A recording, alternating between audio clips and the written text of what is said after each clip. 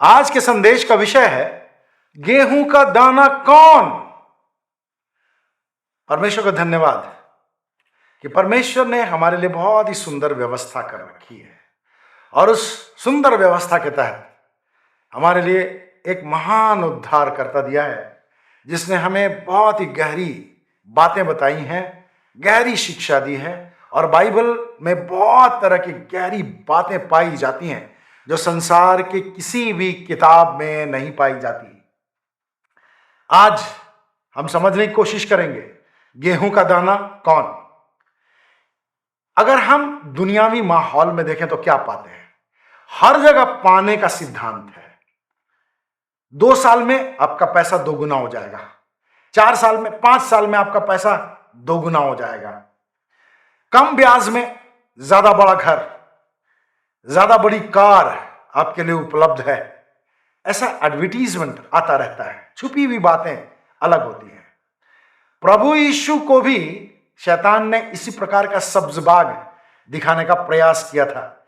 मत्ती 4, 8 और 9 पदों के अनुसार एक बहुत ही ऊंचे पर्वत पर शैतान प्रभु यीशु को ले गया और उसने पल भर में संसार के सारे राज्य और वैभव को दिखा करके कहा, यदि तू गिरकर मुझे दंडवत करे तो ये सब कुछ दे दूंगा, यानी तुम सब कुछ पा लोगे। परमेश्वर का धन्यवाद हो, परमेश्वर की महिमा हो, प्रभु यीशु की महिमा हो। प्रभु यीशु ने शैतान को डांटा कि दंडवत करना है तो परमेश्वर को करना है। हालेलुया। और प्रभु यीशु ने शैतान के सिर को कुचलने की पूरी व्यवस्था कर दी।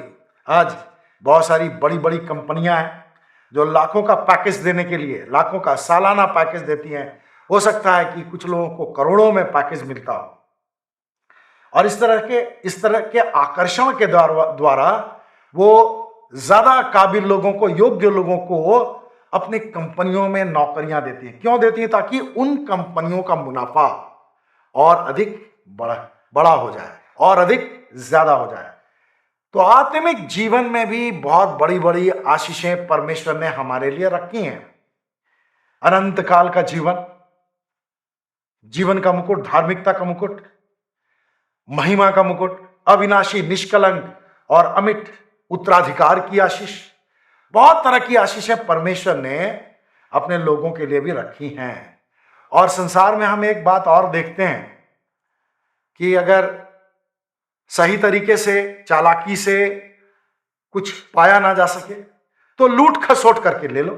और इसलिए संसार में बहुत भ्रष्टाचार है। हमारे देश में तो कहना ही नहीं है भ्रष्टाचार का। लेकिन परमेश्वर के राज्य में कोई भ्रष्टाचार नहीं है। आप जितना बोएंगे परमेश्वर आपको उतने आशीषें देगा। तो इन आशीषों को प्राप्त करने के लिए जो परमेश्वर की ओर से हमें दी गई हैं और जो परमेश्वर की ओर से बात कही गई है, प्रभु यीशु ने जो बात हमसे कही यूहन्ना 15:16 में कि तुमने मुझे नहीं चुना परंतु मैंने तुम्हें चुना है कि तुम फल लाओ और तुम्हारा फल बना रहे। अब मैं फल लाने के विषय में प्रभु यीशु के द्वारा कही गई एक और बात आपके सामने रखना चाहता हूं। यूहन्ना रचित सुसमाचार अध्याय 12, 24 और 25 पद मैं आपके सामने पढ़ना चाहता हूं। क्या लिखा है? मैं तुमसे सच सच कहता हूं कि जब तक गेहूं का दाना भूमि में पड़कर मर नहीं जाता वो अकेला रहता है, परंतु यदि मर जाता है तो बहुत फल लाता है। फल लाने के विषय में प्रभु यीशु ने यूहन्ना 15:16 में हमसे बातें की है। अब यहां भी वह हमसे बातें कर रहा है। मैं फिर से पढ़ना चाहता हूं। मैं तुमसे सच सच कहता हूं, जब तक गेहूं का दाना भूमि में पड़कर मर नहीं जाता वह अकेला रहता है, परंतु यदि मर जाता है तो बहुत फल लाता है। 25वें पद में लिखा है, जो अपने प्राण को प्रिय जानता है वह उसे खो देता है, और जो अपने प्राण को इस जगत में अप्रिय जानता है वह उसे अनंत जीवन तक बचाए रखेगा। आज मसीहों की संख्या इस संसार में, इस पृथ्वी में लगभग 2.63 बिलियन है। इसका मतलब 263 करोड़ मसीहियों की संख्या है। कल्पना कीजिए, ऐसा तो नहीं होगा लेकिन कल्पना कीजिए, अगर आज की रात प्रभु यीशु बादलों पर आ जाए तो 263 मसीहियों में से कितने लोग हैं, कितना परसेंट होगा, यह संख्या कितनी परसेंट होगी जो बादलों में प्रभु यीशु के साथ उठा ली जाएगी। 263 करोड़ मसीहियों में से कितने लोग, कितने परसेंट लोग बादलों में प्रभु यीशु के साथ उठा लिए जाएंगे। एग्जैक्ट तो हम लोग कुछ कह नहीं सकते, लेकिन एक अंदाजा लगाने के लिए आप अपने परिवार में देखिए, अड़ोस पड़ोस के परिवार में देखिए, मसीह समाज में देखिए, अपने चर्च के सदस्यों को देखिए, अपने शहर के मसीहों को देखिए। एक रफ आइडिया आपको हो जाएगा कि अगर प्रभु यीशु आज की रात बादलों पर आ जाए तो कितने लोग उठाए जाएंगे। मेरे प्रियो, हमें खुद को परखना बेहद जरूरी है। अपने आप को परखिए। मैं भी बार बार अपने आप को परखना चाहता हूं, परखता रहता हूं। जैसे प्रभु यीशु ने कहा, मैं तुमसे सच सच कहता हूं कि जब तक गेहूं का दाना भूमि में पड़कर मर नहीं जाता वो अकेला रहता है। तो आप और मैं गेहूं का दाना है। गेहूं का दाना कौन है? आप हैं और मैं हूं। हमें भूमि पर गिरकर मरना है। जब तक हम भूमि के अंदर नहीं मरेंगे हम अकेले रहेंगे और हम फल नहीं ला पाएंगे। अकेले तो रहेंगे ही रहेंगे, फल भी हमारे जीवन में दिखाई नहीं देगा। बहुत सारे विश्वासी हैं, प्रभु से प्रेम करने वाले लोग हैं, लेकिन अगर आप उनके जीवनों को देखें, हो सकता है कि आप भी उनमें से एक हों, तो आपके लिए भी ये चुनौती है। अगर आप गेहूं के दाने के रूप में मरे नहीं हैं तो आपके समान आपके द्वारा कोई दूसरा विश्वासी नहीं खड़ा होगा। आपके द्वारा परमेश्वर आपको इस्तेमाल करके किसी व्यक्ति को अपने पास नहीं लाएगा। आप अकेले रहेंगे। गेहूं का दाना जब तक मरेगा नहीं अकेला है। बहुत सारे विश्वासी हैं जिनके द्वारा उनके परिवार के लोग बचाए नहीं जा रहे, उनके चर्च के लोगों को कोई आशीष नहीं मिल रही, उनके समाज के लोगों को कोई आशीष नहीं मिल रही। आपके लिए, मेरे लिए यह चुनौती है। परमेश्वर का धन्यवाद हो, परमेश्वर ने मेरे लिए ऐसा अवसर उपलब्ध कराया है कि मुझे वचन के द्वारा बहुत सारे स्थानों में प्रचार करने का मौका मिलता है। वचन के आधार पर पवित्र आत्मा मुझे इस्तेमाल करता है। बहुत सारे लोग उद्धार प्राप्त करते हैं। मुझसे बड़े बड़े बहुत सारे प्रचारक हैं, उनके द्वारा परमेश्वर एक काम कर रहा है। मेरे द्वारा भी परमेश्वर एक काम कर रहा है। काम करने वाला परमेश्वर है। आपको गेहूं का दाना बनकर के मरना है और आपके हृदय में यह लालसा होनी चाहिए कि परमेश्वर आपको भी इस्तेमाल करे और आप अकेले ना रहें, बल्कि आपके समान अन्य विश्वासियों को परमेश्वर आपके जीवन के द्वारा खड़ा करे। तब जाकर के गेहूं के दाने की सार्थकता है। तो मरने का मतलब क्या है? गेहूं का दाना मरेगा, हम और आप मरेंगे। तो कैसे मरेंगे? जैसे यहां लिखा है, जो अपने प्राण को प्रिय जानता है वह उसे खो देता है। यानी जो अपने प्राण को प्रिय जानता है वो मरता नहीं है। लेकिन मरता कौन दाना है? जो अपने प्राण को इस जगत में अप्रिय जानता है।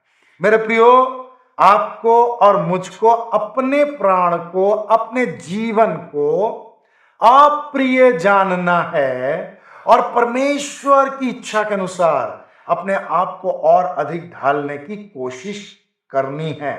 अगर प्रभु यीशु का उदाहरण लें तो हम बहुत अच्छी तरह से समझने पाएंगे कि अपने प्राण को अप्रिय जानने का मतलब क्या है।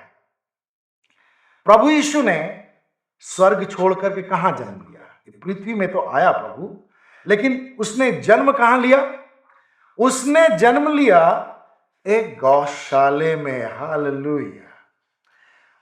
उसने राजा हेरोदेस के राजमहल में पैदा होना नहीं चाहा। वो चाहता तो राजा हेरोदेस के राजमहल में भी पैदा हो सकता था, किसी बहुत बड़े धनी व्यक्ति के घर में पैदा हो सकता था, लेकिन उसने एक साधारण घर को चुना, यूसुफ और मरियम को चुना, जिनका समाज में कोई महत्व नहीं था तब तक। बाद में भले उनका महत्व बहुत बढ़ गया। मरियम का महत्व पूरे विश्व में इसीलिए है कि वो प्रभु यीशु की माता बनी शारीरिक रूप में। यूसुफ का महत्व भी आज इसीलिए है क्योंकि उसने प्रभु यीशु की देखभाल की, उसके घर में संसार का उद्धारकर्ता पैदा हुआ। अब देखिए, एक बार ऐसा हुआ, एक शास्त्री ने उससे एक सवाल पूछा।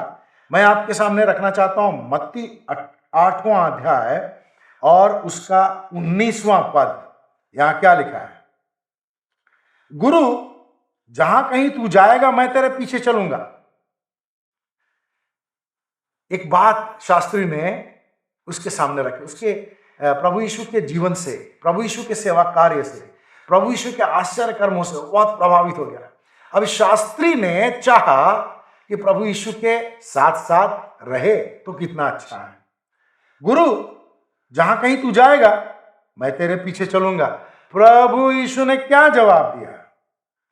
लोमड़ियों की मांदे और आकाश के पक्षियों के घोंसले होते हैं, परंतु मनुष्य के पुत्र के लिए सिर रखने को भी कोई स्थान नहीं है। राजाओं का राजा, प्रभुओं का प्रभु, सेनाओं का यहोवा परमेश्वर इतना नम्र और दीन हो गया। उसके लिए इस पृथ्वी पर सिर छुपाने की भी कोई जगह नहीं थी। लोमड़ियों के लिए जगह है, पक्षियों के लिए जगह है, लेकिन प्रभु यीशु ने अपने लिए कोई बड़ा घर, राजमहल, बहुत बड़ा मकान, आलीशान इमारत, बहुत ही प्रभावशाली घर, नामी गिरामी खानदान नहीं चुना। उसने अपने आप को इतना नम्र और दीन कर दिया। सोने की सड़कों पर चलने वाला, स्वर्ग में सोने की सड़कें हैं, बहुत लोग जानते होंगे, तो सोने की सड़कों पर चलने वाला यरूशलेम की धूल भरी सड़कों पर चला, यहूदा की धूल भरी रास्तों पर चला। महान परमेश्वर है। हजारों की भीड़ को भोजन खिलाने वाला, हजारों की भीड़ को भोजन खिलाने वाला। ऐसा भी हुआ कि सुखार नामक नगर में याकूब के कुएं के पास थका हारा बैठ गया, भूखा था। उसके चेले भोजन लेने के लिए चले गए थे, और वो किसका इंतजार कर रहा था? एक सामरी स्त्री का इंतजार कर रहा था, जो स्वर्ग में स्वर्गदूतों की आराधना का केंद्र बना रहता था। वह पापियों के घर में भोजन करता था। दूसरों को चंगा करने के लिए, दूसरों की चंगाई के लिए उसने कोड़ों की मार सहने के लिए खुद को सौंप दिया। दूसरों को जीवन देने वाला, मौत को गले लगाने से भी हिचकिचाया नहीं। मेरे प्रियो, प्रभु यीशु ने बहुत ही बेहतरीन, बहुत ही महान उदाहरण हमारे सामने रखा। उसने अपने प्राण को अप्रिय जाना। हमारे लिए भी एक बहुत बड़ी शिक्षा है। हम भी जितना ज्यादा हो सके अपने प्राण को अप्रिय जाने, अपने स्वार्थ, अपने लाभ, अपनी सुविधाओं का ख्याल कम करते हुए दूसरों के लाभ की चिंता करें, दूसरों को लाभ पहुंचाने के लिए कार्य करें, दूसरों को प्रभु यीशु के पास लाने के लिए कार्य करें, दूसरों को प्रभु के वचन में से बताने के लिए प्रार्थना का जीवन व्यतीत करें, सुसमाचार प्रचार को बढ़ाने के लिए अपना दान, सैक्रिफिशियल ऑफरिंग परमेश्वर को समर्पित करें प्रभु यीशु के नाम में। अपना घर प्रभु के लिए खोलें, सुसमाचार के लिए खोलें, प्रार्थना करने वाले लोगों के लिए खोलें। हम अपने प्राण को अप्रिय जानेंगे। जब हम ऐसा करते हैं तो हम अपने प्राण को अप्रिय जानते हैं। परमेश्वर आपको आशीष दे कि आप अपने प्राण को अप्रिय जाने और गेहूं का दाना जो आप हैं मरने पाए और बहुत सारा फल लाने पाए, और आप अकेले नहीं रहें। आपके जीवन से कुछ लोग बचाए जाए। परमेश्वर आपको आशीष दे। हालेलुया।